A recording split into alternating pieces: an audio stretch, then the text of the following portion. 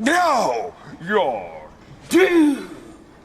The Grinch, The Lorax, The Cat in the Hat, we owe them all to the best-selling children's author of all time, Theodore Geisel. Welcome to WatchMojo's Top 5 Facts. In today's installment, we're counting down the top 5 most interesting and surprising facts about Dr. Seuss.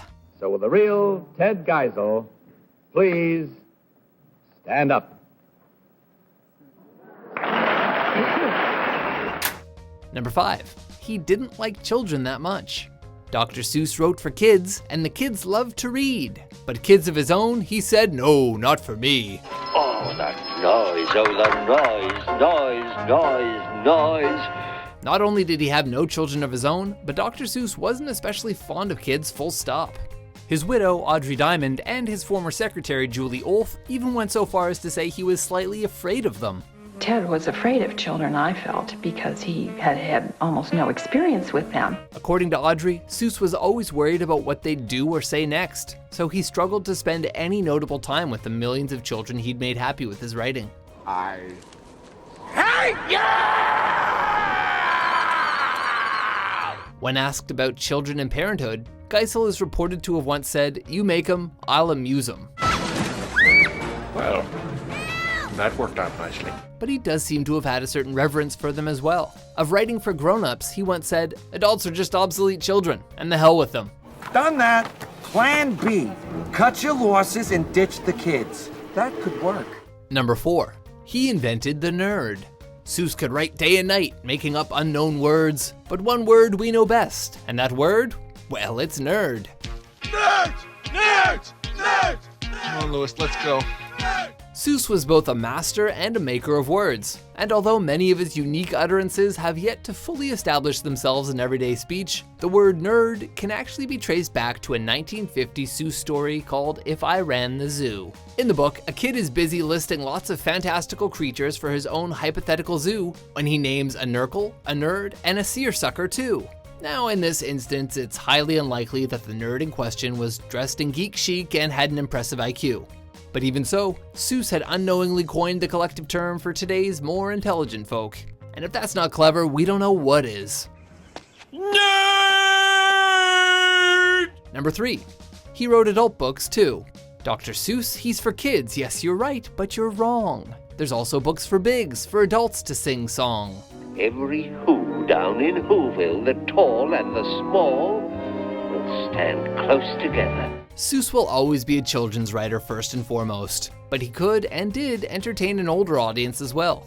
During the Great Depression, to make ends meet, Geisel made ads for the likes of General Electric, NBC, and Standard Oil. And there are 2 expressly adult entries in his otherwise charmingly child-friendly bibliography. In 1939, he published The 7 Lady Godivas, a retelling of the popular legend which actually featured nude illustrations. The good faux doctor considered the 80-page clunker to be his biggest failure, and never liked the ridiculous way he drew the naked sisters. It's not a dress, it's a kilt! Sicko! 47 years later, when Geisel was 82, he released You're Only Old Once. Unlike his first non-children's book, it was received very well. It reached number 1 on the New York Times bestseller list and spent over 60 weeks in the chart. Brilliant! Number 2. His rhymes were often political. When Horton heard a who, it was more than just that. Seuss's rhymes made a point, a well-versed diplomat. Then he heard it again, just a very faint yelp, as if some tiny person were calling for help. Sometimes, even Seuss's so-called kids' books have a more mature, latent meaning, and the playful pensmith often made his political point known. During World War II, Geisel was tasked with creating war propaganda cartoons and writing films for American troops and citizens. Private Snafu is perhaps his most well-known invention, a bumbling GI designed to teach new recruits how to be a good soldier. Stick him up or I'll blow your brains out! Many of Seuss's later stories also served as allegories for other things, such as Horton Hears a Who, which is about America's treatment of post-war Japan. I won't ever let you down. You're a person, after all. And a person is a person, no matter how small. And Yertle the Turtle, which is based on Adolf Hitler. His most controversial work, however, is probably the Butter Battle book. The Cold War era book depicts the escalating conflict between the Ukes and the Zooks, and their eventual stalemate when they both acquire a weapon called the Bitsy Big Boy Boomeroo. Hey, easy. Oh, gee. Who's gonna drop it? Will you or will he? It's basically a thinly veiled allegory of the nuclear arms race.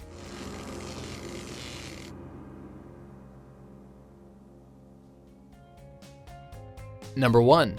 Green Eggs and Ham was written on a dare. But 50 words I'm allowed? No problem, I can do, said Seuss to his boss. Then he made Sam for you. Do you like green eggs and ham? I do not like them, Sam, I am. I do not like green eggs and ham. It's one of Seuss's best known tales, but Green Eggs and Ham was only ever written because Geisel took up a seemingly ridiculous bet. In 1960, Seuss's editor, Bennett Cerf, challenged the author to write a book using only 50 words. Sam I Am's cyclical story was what he came up with. The picky eater character is one most children, or at least most parents, recognize, and Sam's determination to convert his friend's culinary taste is a life lesson in itself. Seuss set out to make learning to read more exciting for children, and The Cat in the Hat is often credited with killing off old-school Dick and Jane stories, which were increasingly seen as boring. Only 220 different words were required for The Cat in the Hat, but Sam I Am's half-century of wordsmithery is a wonder in itself. I like green eggs and ham. I do. I like them, Sam I Am. So which of these facts surprised you? But how can you prove it? Just what can you do? And what's your favorite Dr. Seuss book? I must stop Christmas from coming. But how? For more Nurgle, Nerd, and Seersucker top 10s and Bitsy Big Boy top 5s, be sure to subscribe to WatchMojo.com. And I would eat them in a boat, and I would eat them with a goat, and I will eat them in the rain, and in the dark, and on a train.